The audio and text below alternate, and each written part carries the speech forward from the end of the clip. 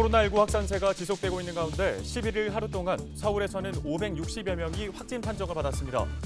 방역 당국은 감염 차단을 위해 광복절 연휴에 모임과 이동을 자제해달라고 당부했습니다.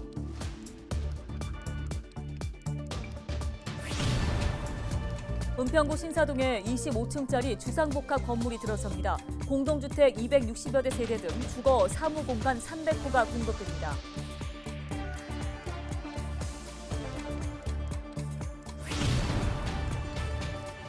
최근에 한 식당에서 수백 명이 집단으로 식중독에 걸렸습니다. 전문가들은 여름철에는 식재료와 조리도구 등 위생관리에 각별히 신경을 써야 한다며 주의를 당부했습니다.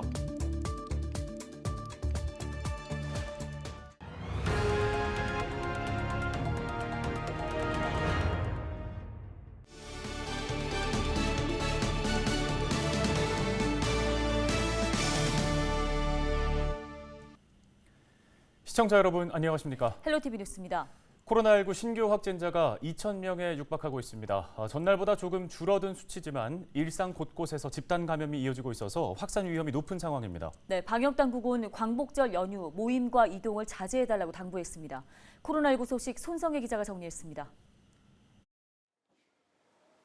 서울 지역 추가 확진자는 526명입니다. 신규 확진자 10명 중 7명은 기존 확진자 접촉으로 인한 감염입니다. 다중이용시설에서 집단 감염이 잇따라 발생하면서 코로나19가 확진자의 가족이나 지인 등으로 전파되고 있습니다.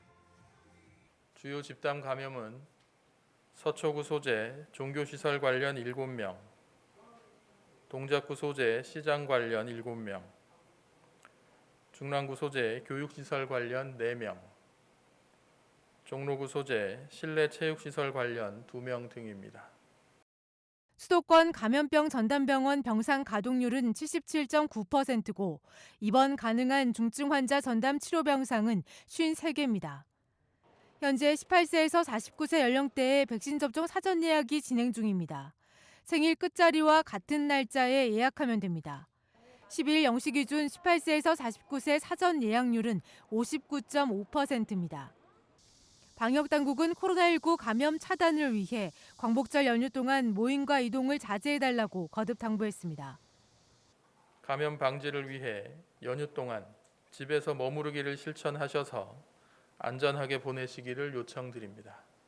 또한 휴가 복귀 시 의심 증상이 있거나 조금이라도 불안하시면 즉시 검사를 받으셔서 추가 전파를 막을 수 있도록 적극 협조해 주시기 바랍니다.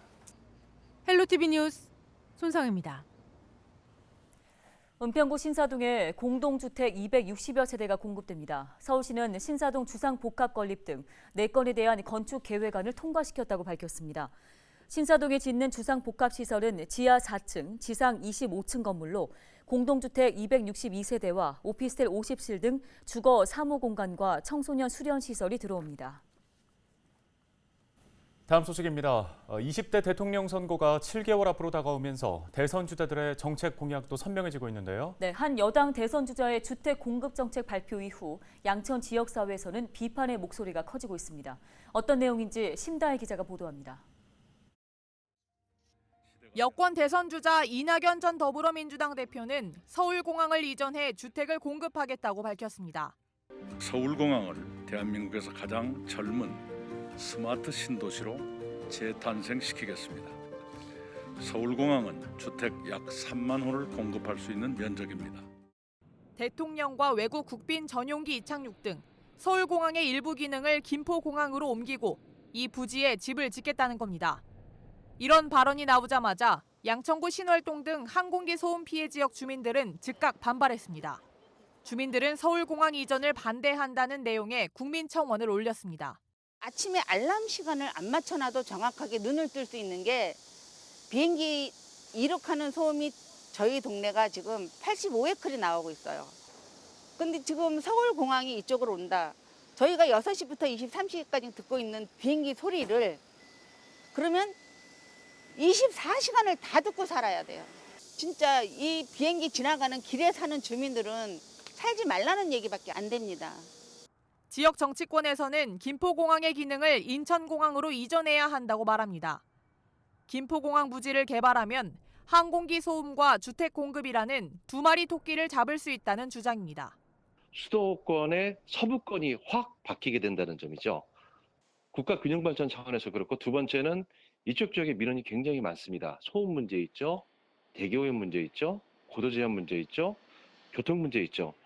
다 막혀 있는 민원들까지 한 번에 해결할 수 있기 때문에 김포공항을 인천공항으로 꼭 옮겨야 된다.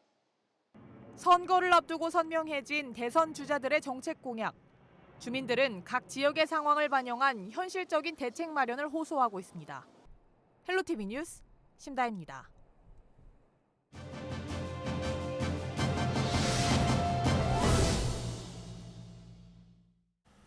최근에 밀면과 김밥 전문점의 식중독 환자 발생은 달걀을 통해 살모넬라균에 감염됐을 가능성이 높은 것으로 나타났죠. 질병관리청이 발표한 자료를 보면 살모넬라균 감염증으로 신고된 환자는 여름에 특히 많다고 하는데요. 네, 관련된 소식을 순천향대 서울병원 가정의학과의 유병욱 고수와 함께 이야기 나눠보겠습니다. 자, 교수님 먼저 식중독 발생 원인과 걸렸을 경우 어떤 증상이 나타나는지 설명 부탁드립니다. 식중독은 음식을 매개로 발생하는 위장관 증상 및 신체의 증상인데요. 증상은 우선 복통, 설사, 구토, 그리고 발열 등의 증상이 나타나기도 하고요. 심한 경우에는 식중독균을 일으키는 세균이나 곰팡이, 바이러스 등이 혈관을 타고 폐혈증을 일으켜서 생명을 위험하게 만들 수도 있습니다. 우리가 잘 알고 있는 여러 식중독은 보통 토하고 설사하고 복통도 있지만 햄버거병이라고 불렸던 균 같은 경우에는 실질적으로 요독증을 일으켜서 콩팥 기능을 망가뜨리고 투석이 필요한 경우도 있었습니다. 네, 최근 논란인 이 김밥집의 식중독 원인 살모넬라균이 높은 것으로 나타났는데요. 정확하게 어떤 건지 또 이 외에도 각별히 주의를 해야 할 원인균이 있다면 뭐가 있는지 소개 좀 해주시죠. 살모넬라균 하면은 조금 생소하실 수 있는데 장티푸스다라고 하면 아하 하시는 분들이 계실 거예요. 살모넬로 타이피라고 불리는 이 세균은 실제로 위장관계에 감염을 일으키는 질환으로 여름철에 많이 발생하는데요. 이 살모넬라균은 섭씨 60에서 65도의 저온 살균으로도 충분히 균이 죽기 때문에 충분히 끓여서 먹거나 소독된 위생된 환경에서 조리하는 경우에서는 발생하지 않습니다만은 여름철에 습하고 또 위생 상태가 좋지 않은 경우, 가열되지 않은 날 음식을 먹을 때 많이 발생하는 것으로 알려져 있습니다. 최근에 김밥집 등에서 발생한 살모넬라균 같은 경우는 음식에 그런 청결하지 못한 또는 위생 환경이 좋지 않은 환경에서 발생할 수 있다고 알려져 있는데요. 우리가 알고 있는 살모넬라균 외에도 황색 포도당 두균이나 비브리오균 등이 여름철의 대표적인 식중독균입니다. 예, 입추가 지났지만 아직까지 더운 날씨가 계속되고 있습니다. 이 식중독 예방하기 위해서는 평소 어떻게 행동해야 하는지 자세한 설명 부탁드립니다. 우선은 집에서 조리하실 때는 손을 잘 씻고 도마, 행주 또는 조리기구 등을 잘 소독해서 이런 주방, 조리 환경을 깨끗이 하는 것이 중요합니다. 그리고 가장 안전하게 먹기 위해서는 열을 가해서 완전 조리된 식품을 먹는 게 중요한데요. 우리가 완전 조리된 식품을 다 드시고 혹시라도 남은 음식이 있으면 아까워서 냉장고에 넣는 경우도 있는데 그런 경우에는 또 다른 식중독균이 발생할 수 있으니 먹을 만큼만 조리하시고 그리고 남은 음식은 바로 폐기하시는 게 좋습니다. 혹시라도 우리가 식당에서 식사를 하실 때는 꼭 위생적인 환경인지 개방된 주방인지 환경 확인하시고 식사를 하신 후에 3시간에서 6시간 안에 위장관 증상이나 또는 발열 등이 발생하면 바로 병원에 방문하시는 것이 좋습니다. 네, 위생관리 각별히 주의해야겠습니다. 지금까지 순천향대 서울병원 가정의학과 유병욱 교수였습니다.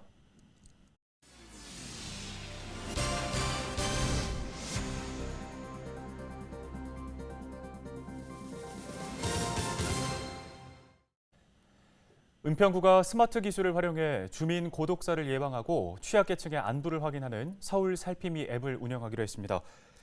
은평구는 안부 확인이 수시로 필요한 홀몸 어르신과 중장년 1인 가구 등 주민 1,025명을 대상으로 서울 살피미 앱을 통해 위기 대응 체계를 구축했다고 밝혔습니다. 서울 살피미 앱은 지정한 시간 동안 휴대전화 사용이 없는 경우 사전에 등록한 전화번호와 주민센터 담당자에게 위험 신호 문자를 발송합니다. 코로나19로 모두가 어려운 요즘 이웃과의 나눔을 실천한 따뜻한 소식 전해드립니다. 팝 아티스트 배드보스 작가가 국제구호개발 NGO 단체인 굿피플 인터내셔널에 후원금을 전달했습니다. 배드보스 작가는 LG엘로비전 지역 채널을 통해 소개된 난치성 희귀 질환을 앓고 있는 어린이를 위해 써달라며 자신의 작품 판매료 1,000만 원을 기부했습니다. 처음 영상을 보고 너무 마음이 아팠어요. 마음이 아파가지고 제가 따로 포털에서 또 자료를 찾아서 봤는데 그 영상에 미처 나오지 못했던 뭐 생활 환경이라든지 어머님이 지금 힘들게 생활하고 계신 부분을 보고 제가 후원을 해야겠다고 마음을 먹었습니다. 또 배드보스 작가는 희귀 질환을 앓고 있는 어린이를 위해 자신의 작품 판매료 일부를 지속해서 기부할 계획이라고 밝혔습니다. 양천구의 과거 모습을 볼 수 있는 전시회가 오는 11월 30일까지 양천문화회관에서 열립니다. 양천구는 마을과 함께한 구민들의 모습이 담긴 기록물을 기증받아 오는 11월까지 마을과 함께하는 삶을 주제로 전시회를 연다고 밝혔습니다. 전시회는 평일 오전 10시부터 오후 5시까지 관람할 수 있습니다. 올해 상반기에 119 구급대 구조 출동 건수가 지난해 대비 73% 늘어난 것으로 파악됐습니다. 서울시 소방재난본부가 분석 발표한 자료를 보면 올해 상반기 하루 평균 5,100여 건의 신고가 접수됐습니다. 신고 건수는 화재가 11,000여 건으로 가장 많았고 구조, 구급, 생활안전 등의 순이었습니다. 올해 상반기 구조 출동 중 전년도 대비 가장 많이 증가한 유형은 생활안전 구조 출동인데요. 하루 평균 212건으로 전체 구조 출동 건수 중 42%를 차지했습니다. 소방재난본부는 올해 상반기 이상기후에 따른 한파와 폭염으로 생활안전 구조 활동이 대폭 늘었다고 설명했습니다. 헬로티비 뉴스 저희가 준비한 소식 여기까지입니다. 네, 시청해주신 여러분 고맙습니다.